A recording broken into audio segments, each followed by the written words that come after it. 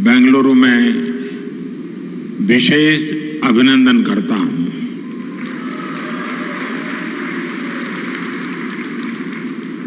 Bengaluru aspirations को innovations और achievement से जोड़ने वाला शहर है।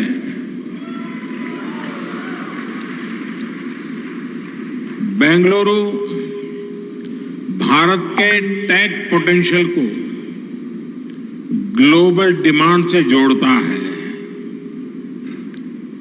बोइंग का ये नया ग्लोबल टेक्नोलॉजी कैंपस भी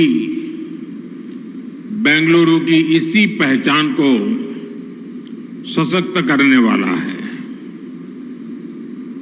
ये अमेरिका के बाहर बोइंग कंपनी की सबसे बड़ी फैसिलिटी होगी। इसलिए ये फैसिलिटी भारत ही नहीं बल्कि पूरी दुनिया के एविएशन मार्केट को एक नई ताकत देने वाली है। लेकिन फ्रेंड्स, इस फैसिलिटी का महत्व सिर्फ इतना ही नहीं है। ये ग्लोबल टेक, रिसर्च और इनोवेशन, डिजाइन और डिमांड को ड्राइव करने के भारत के कमिटमेंट को भी दिखाता है। ये make in India, make for the world इस संकल्प को सशक्त करता है। ये कैंपस भारत के टैलेंट पर दुनिया के भरोसे को और अधिक मजबूत करता है।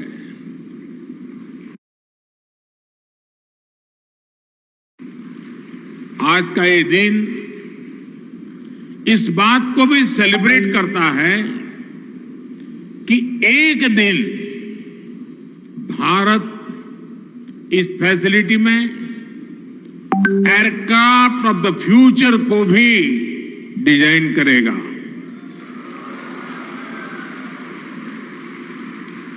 और इसलिए मैं बोइंग की पूरी मैनेजमेंट को, सभी स्टेक होल्डर्स को बहुत बहुत बधाई देता हूं, बहुत बहुत शुभकामनाएं देता हूं। साथियों, आज कर्नाटका वासियों के लिए भी बहुत बड़ा दिन है।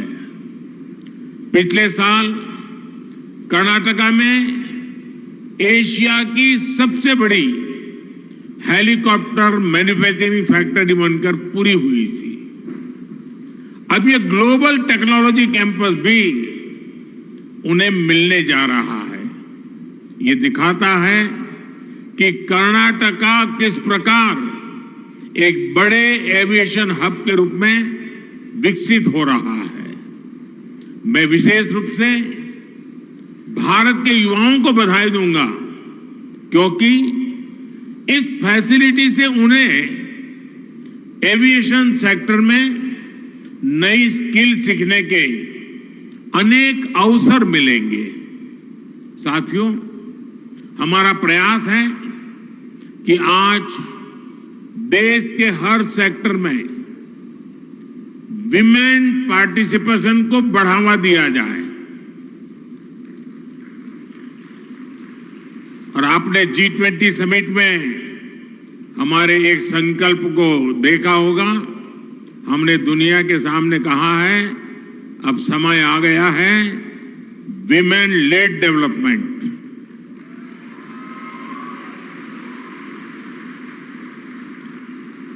एविएशन और एरोस्पेस सेक्टर में भी हम महिलाओं के लिए नए अवसर बनाने में जुटे हैं।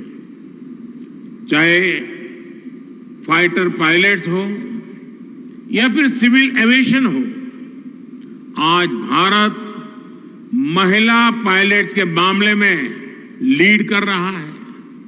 मैं गर्व के साथ कह सकता हूं कि आज भारत के पायलट्स में से 15% विमेन पायलट्स हैं।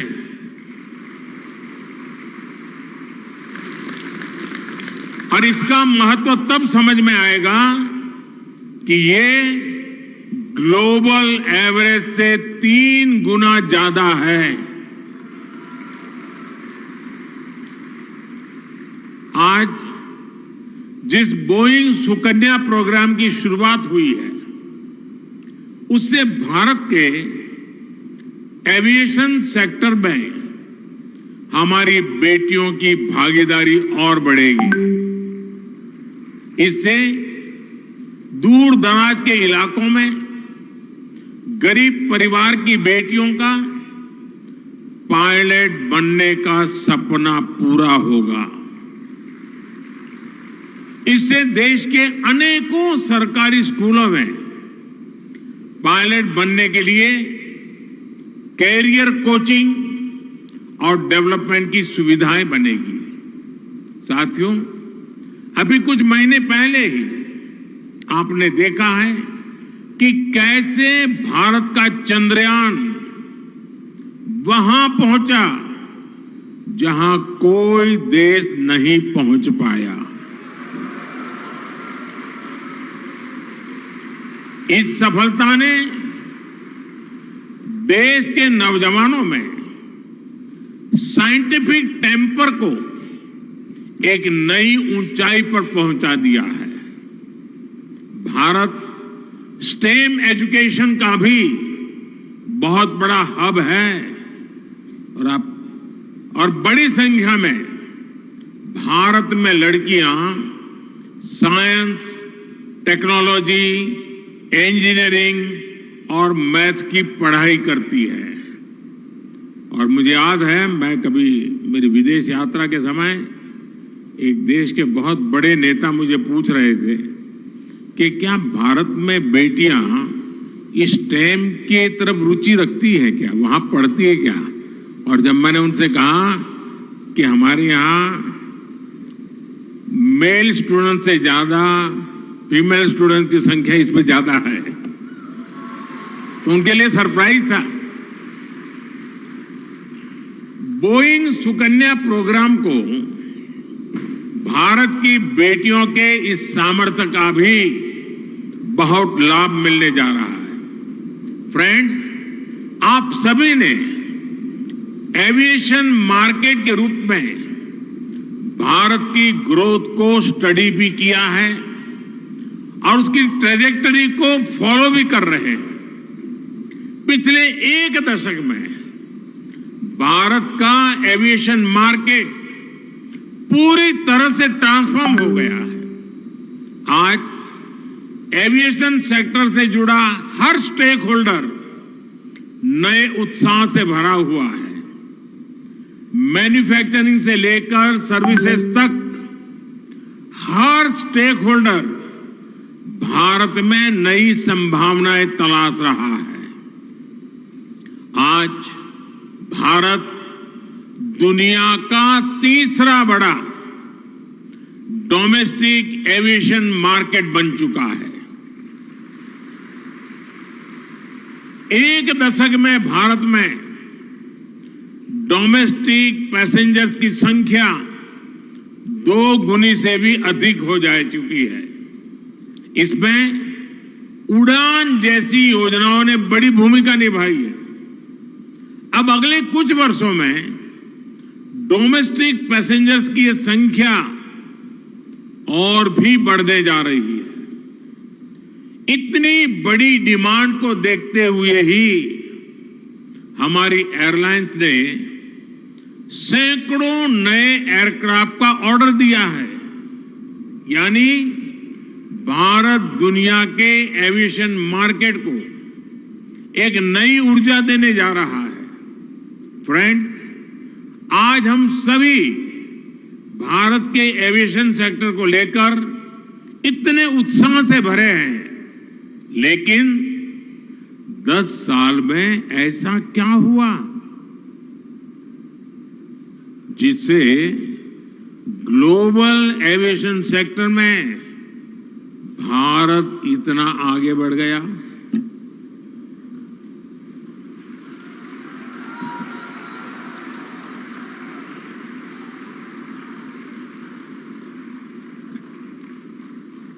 ये इसलिए हुआ क्योंकि आज भारत अपने नागरिकों की एस्पिरेशंस और ईज ऑफ लिविंग को सर्वोपरि रखते हुए काम करता है। एक समय था जब पुअर एयर कनेक्टिविटी हमारे यहां बहुत बड़ा चैलेंज थी। इस वजह से भारत अपने पोटेंशियल को परफॉर्मेंस में नहीं बदल पा रहा था। इसलिए हमने कनेक्टिविटी इंफ्रास्ट्रक्चर में इन्वेस्टमेंट को अपनी प्राथमिकता बनाया। आज भारत दुनिया के सबसे वेल कनेक्टेड मार्केट में से एक बन रहा है। 2014 में भारत में 70 के आसपास ऑपरेशनल एयरपोर्ट थे। आज देश में 150 के आसपास ऑपरेशनल एयरपोर्ट है। हमने नए एयरपोर्ट ही नहीं बनाए, बल्कि अपने एयरपोर्ट्स की एफिशिएंसी को भी कई गुना बढ़ाया है। फ्रेंड्स, भारत की एयरपोर्ट कैपेसिटी बढ़ने से एयर कार्गो के क्षेत्र में भी तेजी से बढ़ोतरी हुई है। इससे भारत के दूर सुदूर के क्षेत्रों के प्रोडक्ट उसको इंटरनेशनल मार्केट तक पहुंचाना आसान हो रहा है। तेजी से बढ़ता एविएशन सेक्टर भारत की ओवरऑल ग्रोथ और एम्प्लॉयमेंट जनरेशन को भी गति दे रही है। फ्रेंड्स, अपने एविएशन सेक्टर की ये ग्रोथ बनी रही है और तेज हो, इसके लिए भारत पॉलिसी लेवल पर लगातार कदम उठा रहा है। हम राज्य सरकारों को प्रोत्साहित कर रहे हैं कि एविएशन फ्यूल से जुड़े टैक्सेस को कम किया जाए। एयरक्राफ्ट लीजिंग को भी हम आसान बनाने में जुटे हैं। हमारा प्रयास है कि एयरक्राफ्ट लीजिंग और फाइनेंसिंग में भारत की ऑफशोर डिपेंडेंस कम हो। इसलिए गिफ्ट सिटी में international financial services centre authority की स्थापना भी की गई है। इसका लाभ भी पूरे देश के एविएशन सेक्टर को मिलेगा। साथियों, लाल किले से मैंने कहा था, यही समय है, सही समय है।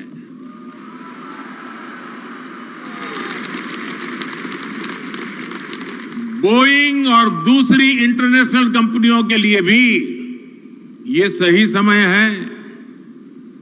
ये उनके लिए भारत की तेज ग्रोथ के साथ अपनी ग्रोथ को जोड़ने का समय है।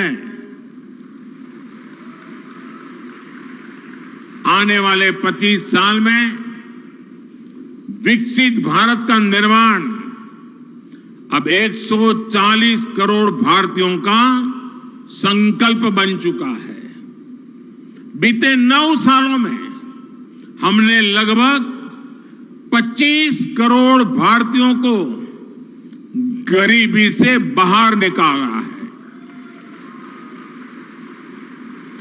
ये करोड़ों भारतीय अब एक नियो मिडिल क्लास का निर्माण कर रहे हैं। आज भारत में हर इनकम ग्रुप में अपवर्ड मोबिलिटी देखी जा रही है। भारत का टूरिज्म सेक्टर भी तेज गति से एक्सपांड कर रहा है। यानी आप सबके लिए एक से बढ़कर एक नई संभावनाएं बन रही है। आपको इसका ज्यादा से ज्यादा लाभ उठाना है। फ्रेंड्स, जब भारत में इतनी संभावना है, तब हमें भारत में एयरक्राफ्ट मैन्युफैक्चरिंग इकोसिस्टम का भी तेजी से निर्माण करना होगा। भारत में एमएसएमई का एक सशक्त नेटवर्क है। भारत में एक बहुत बड़ा टैलेंट पूल है। भारत में एक स्टेबल सरकार है। भारत में मेक इन इंडिया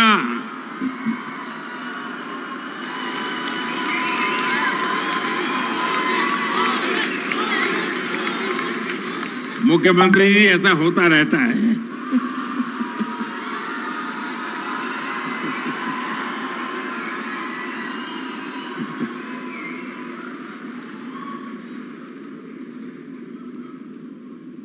भारत में मेक इन इंडिया को प्रोत्साहित करने वाली पॉलिसी अप्रोच है। इसलिए ये हर सेक्टर के लिए विन विन सिचुएशन है। मुझे विश्वास है भारत में बोइंग के पहले फुल्ली डिजाइन, बोइंग के लोग सुने, फुल्ली डिजाइन और मैन्युफैक्चर्ड एयरक्राफ्ट के लिए बहुत ज्यादा इंतजार नहीं करना होगा।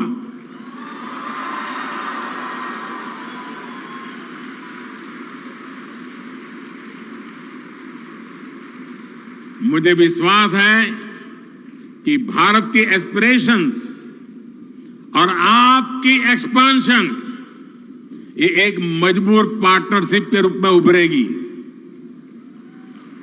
आप सभी को इस नई फैसिलिटी के लिए फिर से शुभकामनाएं और विशेष रूप से दिव्यांग जनों को लेकर के आपने जो काम किया है, और सिर्फ मुझे जिनसे मेरा मिलना हुआ और जिस प्रकार से मेरे से बात हो रही थी, मुझे सिर्फ एक व्यवस्था मात्र नहीं दिख रही थी, मुझे उसमें एक इमोशनल टच फील होता था।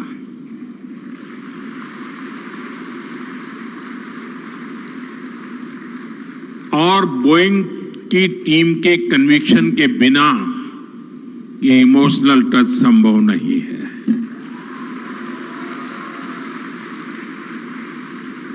मैं इसके लिए बोइंग टीम को विशेष रूप से बधाई देता हूं, अभिनंदन करता हूं। बहुत बहुत धन्यवाद। वैभवशाली माननीय प्रधानमंत्री श्री नरेंद्र मोदी जी, आपका बहुत बहुत बहुत धन्यवाद। Sir, thank you very much for gracing this inauguration ceremony of Boeing India Engineering and Technology Center campus. जोरदार तालियों के साथ हम सब अभिनंदन करेंगे भारत के माननीय प्रधानमंत्री श्री नरेंद्र